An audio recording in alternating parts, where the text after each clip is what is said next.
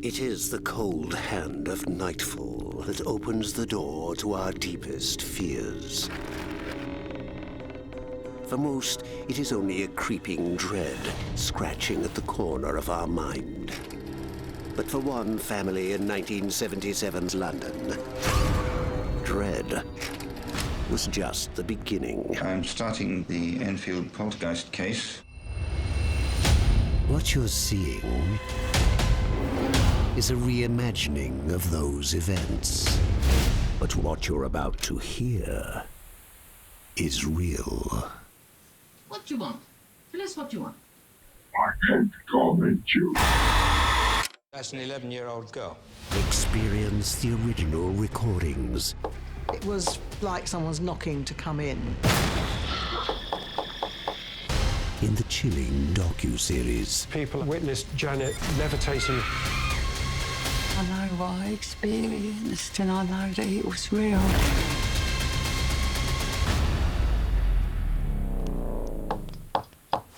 The Enfield Poltergeist.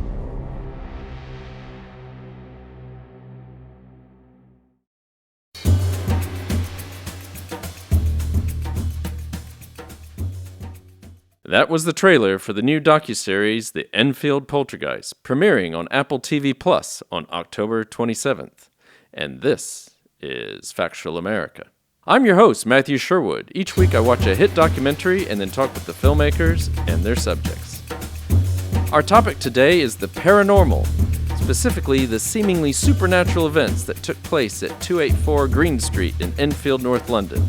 These have inspired fictional films such as The Conjuring 2 and still haunt people 46 years later. Join us in this Halloween edition of Factual America as we talk with the award-winning director Jerry Rothwell about how he turned 200 hours of recordings made in the house into a 4-part docuseries that brings the events to life. Stay tuned.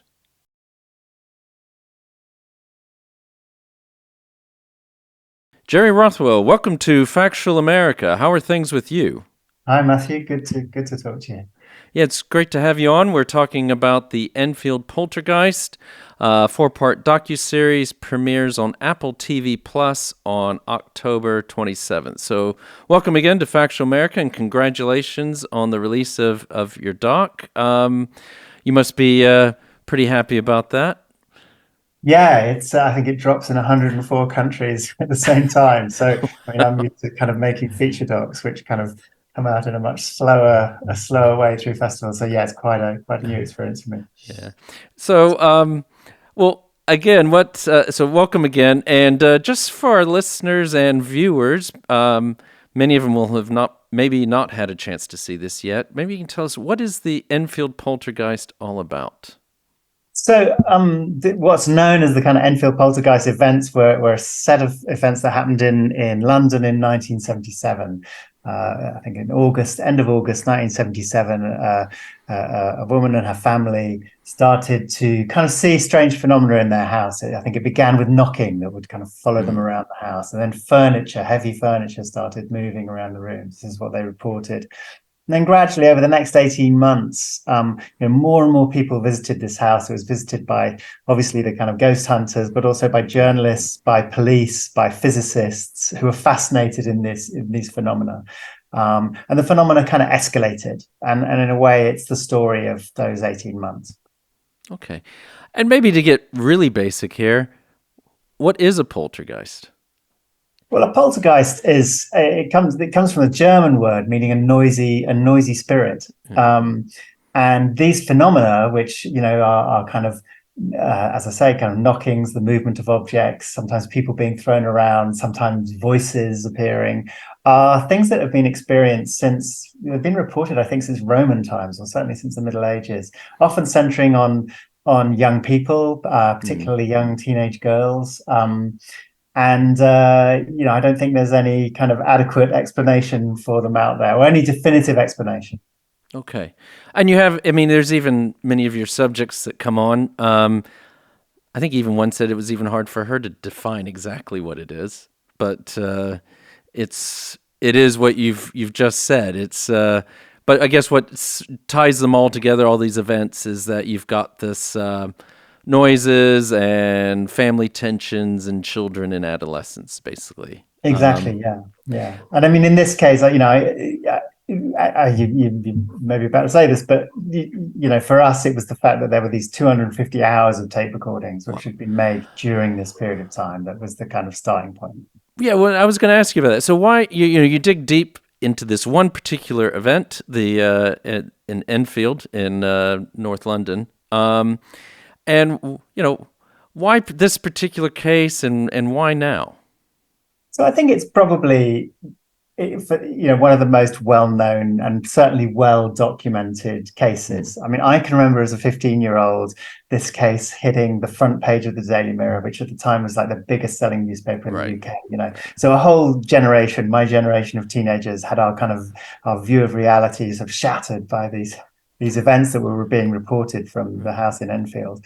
And then, fast forward 45 years, my producer and I discovered that there are these tapes made by a British inventor called Maurice Grosse, who had his own reasons for being interested in the supernatural, or interested in, let's say, paranormal phenomena, because I think he would say they must be natural phenomena, they can't be supernatural, there must be an explanation. Right. And he set about incredibly diligently recording and taking notes. And I guess why now? It's a story that's been revisited several times over the last 40 years, particularly in fiction. I think the difference with ours is what we're trying to do is assemble all this documentary material. We use a technique in the series where we started from these tapes, but then we thought, okay, well, if we build a replica of the house and we kind of fill that with the sounds of these recordings, which are incredibly ambiguous. Sound is always, makes you demands images, but you can't necessarily tell where a sound is coming from. And then we work with actors to lip sync the audio recording. So what you have is a series which has a kind of actuality about the sound and a layer of interpretation about the picture on top of that. And that felt like an appropriate way of thinking about and dealing with and exploring ghosts. No, it's and I have seen as we were discussing earlier, I have seen the all 4 episodes. It's quite remarkable. I mean, must have been a lot of fun as a documentarian to play. Yeah, I mean, yeah, it was certainly intense as a shoot. An awful lot of material to do, but a really interesting thing to do. And kind of as the more and more we listened to and explored the tapes, the more and more things you would notice, and the more and more it almost felt like the tapes were directing the series. If someone moved from left to right, suddenly you'd realize that, an extra person was in the room, or, that someone had moved from one side of the room to the other. And these things are kind of important when you're talking about unexplained phenomena. Right. So yeah, it was fascinating. So and what's interesting is that it's more than just a sound stage for recreation. It also becomes a memory triggering device as well for the subjects that end up showing up in your series. Yeah, exactly. I mean, I think in some ways it's like the actors are kind of haunted by these sounds. There's something really uncanny about this technique, but also, the series talks to people who actually went to the house and experienced it, and we take some of them back into this set and use the set as a way of telling their stories.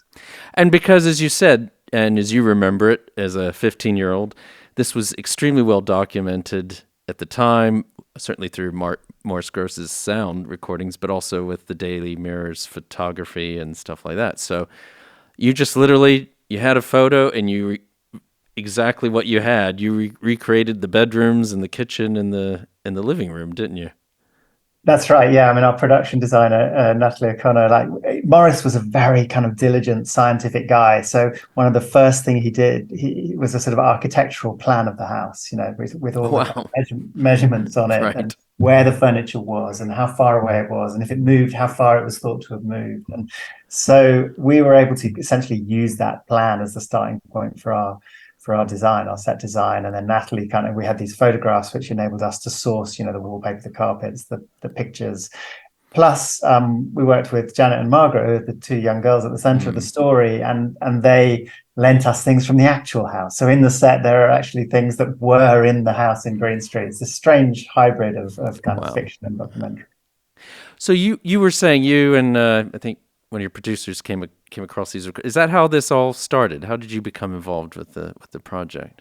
Yeah, I did. Yeah, really from those tapes. I'm always interested when there is a kind of a large archival source to explore something. Perhaps an archival source that hasn't been looked at before. And particularly, I guess a lot of my documentaries are about the kind of point where reality and our ideas about reality meet. What's in our heads and what's out there, and these tapes are kind of exactly on that line. They're what Maurice did was he would interview anyone that had experienced a phenomenon, often immediately afterwards. So you'll have these kind of breathless comments on something that's just happened, and he also left the tape running. He would just leave the tape running for half an hour at a time. So you get the kind of context of the family life of occasionally a scream, a knock, a bang, something falling over, and it felt the combination of these sounds and stories was just a really fruitful thing to explore in a documentary, because documentaries are always about kind of what's real. It always asks the question, what's real, and that hopefully is what the series does. And as you already know, there are a lot of people who know about this story and will have watched the fictional films, and also I'm sure there's loads of YouTube videos and stuff out there. But what is it that they're going to see or hear that they've not experienced before? You think is the main point? I guess because it's a documentary, we try not to add the kind of the flowerings of kind of horror on top of this story. We try to stay true to what actually happened as reported, or what was reported.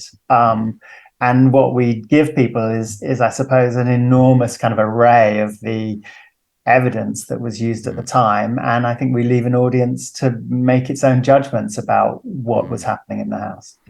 Okay, I'm going to give our listeners a quick break here, but we'll be right back with Jerry Rothwell, director of the Enfield Poltergeist 4-part docu-series, premieres on Apple TV Plus on October 27th. You're listening to Factual America. Subscribe to our mailing list or follow us on Facebook, Instagram, or X to keep up to date with new releases or upcoming shows. Check out the show notes to learn more about the program, our guests, and the team behind the production. Now back to Factual America. Welcome back to Factual America. I'm here with Jerry Rothwell, award-winning director of the Enfield Poltergeist. It's a 4-part docu-series. Premieres on Apple TV Plus on October 27th. So we've been talking about these events in 1977. I think they then go into 1978 as well, with the Hodgson family in Enfield. One thing that struck me, maybe not too much of a spoiler alert, but we've already talked. This has inspired some fictional films. Something like Conjuring 2, and what I noticed is that that's about Ed and Lorraine Warren, who are quite famous, but they barely get more than a mention in 4 hours worth of filming. So why is that? Well, Ed and Lorraine Warren visited the house twice, I think. Yeah. Maurice Grosse was there 3-4 days a week for 18 months. So Maurice and Guy, his associate in this, really took on the bulk of the investigation. By the time Ed and Lorraine Warren turned up, it was, I think, mid-78 was their first visit, maybe May 78. By which time, actually, the phenomena were largely over, So, yeah, for us, it's the story of the kind of Maurice's investigation and of Maurice's encounter with the family. And it's not the Conjuring version. Yeah. But they had enough material to make a film out of it, obviously, and run with it. But so, what were your thoughts on this subject going in? I mean, were you a believer, a skeptic? Or... I often try to sort of wonder what attracted me to it. And I think there's a thing. My grandfather was a vicar, and my mum grew up in an old vicarage. And as a child, she would tell me these stories about what she felt were the hauntings in this house. So one night, I remember she told me she'd woken up and her bed was entirely surrounded by all the furniture in the room had been moved to surround her bed. Right. So I had these kind of stories as a kid, and I guess as a kid, you're always thinking, well, hang on, okay, what really happened there? Right. And I wonder sometimes whether those kind of stories are the things that kind of has taken me into documentary making, into this thing where you're trying to find the truth of a situation amongst all of the stories that people tell about it. So I guess that sort of possibly is what attracted me to it. It attracts me to it as a subject. Yeah, I suppose I'm, what we try and do in the series is kind of give space to both those who believe that the phenomena are supernatural and to those that dismiss them altogether and say that there are entirely kind of social, psychological explanations of this. And for me, I don't kind of fall completely on either side of that, I think. I think there are lots of possible explanations on either side of those arguments. I think at 40 years distance, I mean, one of the fascinating things about it is it's kind of intangible, and all we have is these stories. Right. So, I mean, what do you think happened at 284 Green Street in Enfield? You're going to push me into it. I spent a long time trying to keep an audience on that knife edge between belief and disbelief. So it probably won't. I don't want to diminish their experience. I actually couldn't. I don't think I could tell you. I'd be full of, my answer would last like 2 hours, far longer than this podcast, and would waver between kind of one thing and another. It would be, but this, and then there's that, and which I think is how a lot of people think about these things. I mean, I think one of the, there's a great book, I think it's called The Natural History of Ghosts, where the guy in his introduction says, the kind of least interesting thing you can say about ghosts is whether they exist or not. Ghosts exist because people see them. And then, and so the question is, in a way, what do they mean, and why do we need them? Yeah, I guess what is obviously true is that whatever you think, though, and what the docu-series shows is that all those who were involved were profoundly impacted by this. Absolutely, yeah. I mean, for certainly for Jen and Margaret, who are at the center of this, I think it's profoundly affected their lives in various ways. And some of that is because of the events themselves, and some of it is because of people's reactions to the events. So of course there's a fascination with this story, and often people don't really think about the impact of this story on two young girls, and the impact of the fascination as well. And so, I mean, you've listened to all these tapes. You had all 200 hours, I imagine, for your sins. And you've then also now interviewed and encountered people who were in the rooms and in there. I mean, what struck you? Let's say about Janet Hodgson and her family, the family members who you were able to interview or are still around. Yeah, I mean, I guess first of all to say, that most of those who visited the house came out absolutely kind of believing in the phenomena. Something. Yeah. Oh, yeah. In something. Yeah. It might be that there was a tendency of those who already believed in something to visit the house, which could, it's probably not a scientific survey. Right. And I kind of do just, I think people want to either say this is fraud or it's supernatural, and I think that the fraud, the argument that these two young girls thought up in advance this whole schema and carried it off as a fraud, to me isn't credible. You only got to spend a very short amount of time with Janet now to realize the impact it had on her, and to realize kind of her belief in it. So yeah, I think that's this kind of dead end. I think what's interesting is, how and why do a group of people in a house come to believe something? That's the, which for me says a lot about all kinds of things in our modern world. How do we why do we believe? What do we believe? How do we form the opinions we form? What's the kind of evidence for them? And obviously the evidence for those things is as much in the stories we tell and are told as in, hard scientific phenomena. And speaking of which, and what I found to be a very someone who's not native to these lands. We're based here in the UK. The Society for Psychical Research seemed like such a quintessential British institution, but they are these people who are doing this that you also encountered, that were trying to bring bring the scientific method up to a point, but then also, as you say, what do you believe, what is real, what isn't real? They also came with their own biases, both for and against, when they were examining all this. Yeah, I mean, the Society for Psychical Research was formed in the 1880s. It's had extremely famous members. Right. From Conan Doyle to British prime ministers. It got a big boost, I think, at the end of the First World War, when a lot of people had lost their sons in the war and had experiences of their sons returning to them in some form or trying to speak to them from beyond the grave. And there was a lot of the founders, like Oliver Lodge, were also physicists, so they had this kind of grounding in science, and they believed that there were these phenomena which weren't explained, and that's why the society existed. And within the society, there's a huge range of views from the spiritualist to the skeptic.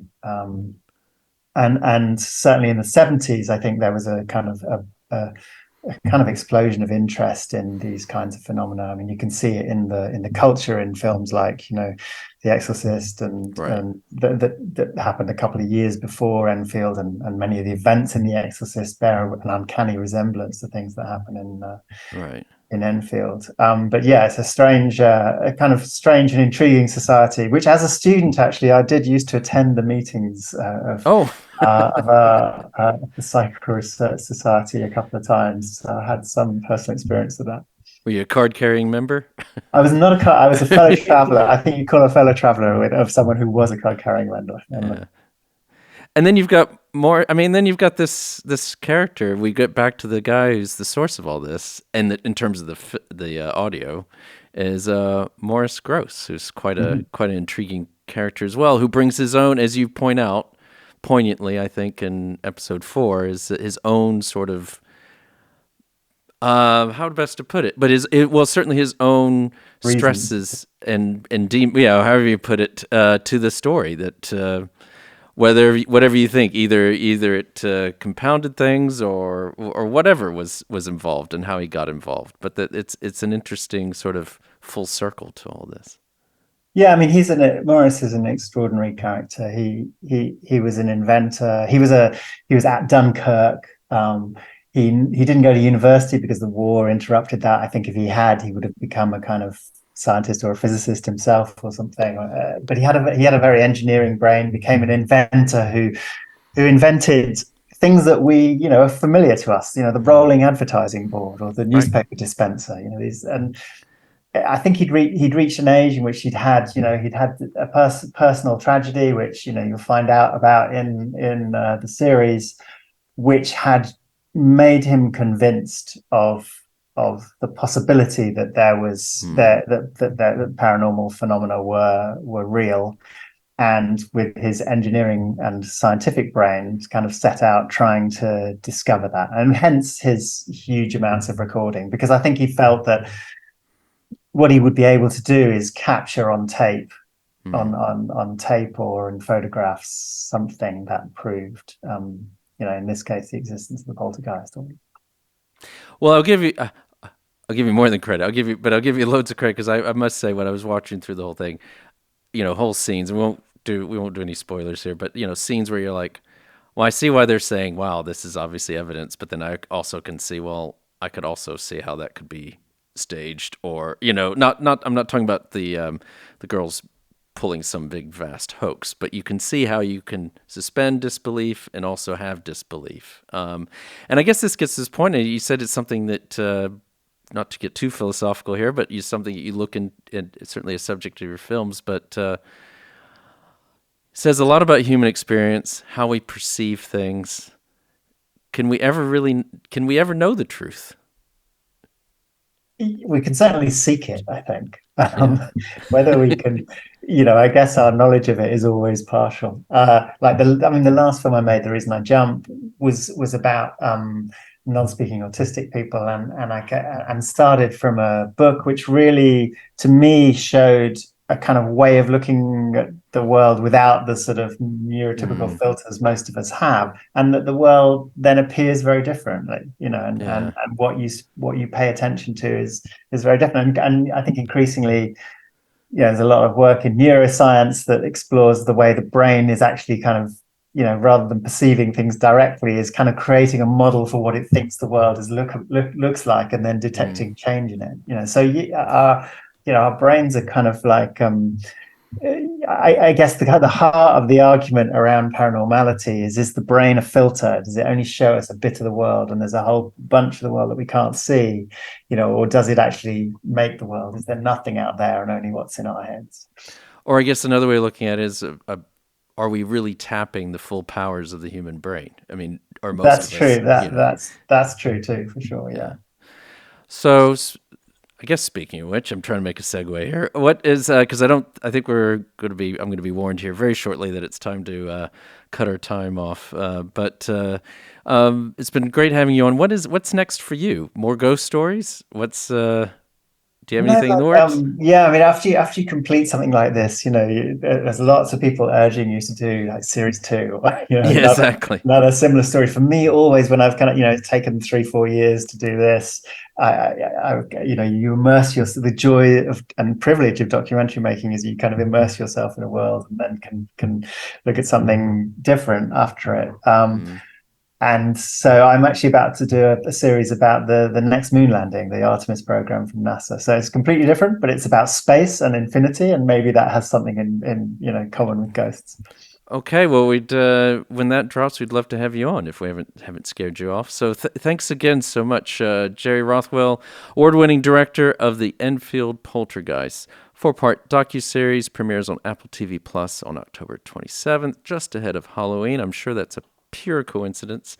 And yes, great to have you on, and we really appreciate your time.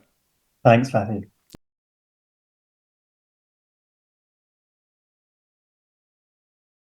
Thanks again for joining us on Factual America.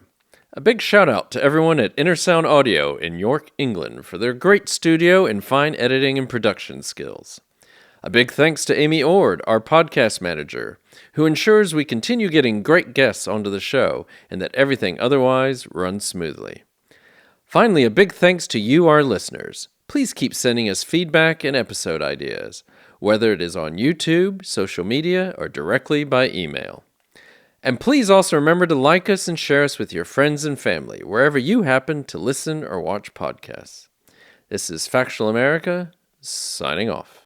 You've been listening to Factual America. This podcast is produced by Alamo Pictures, which specializes in documentaries, television, and shorts about the U.S. for international audiences. Head on down to the show notes for more information about today's episode, our guests, and the team behind the podcast. Subscribe to our mailing list or follow us on Facebook, Instagram, and X. Be the first to hear about new productions, festivals showing our films, and to connect with our team. Our homepage is factualamerica.com.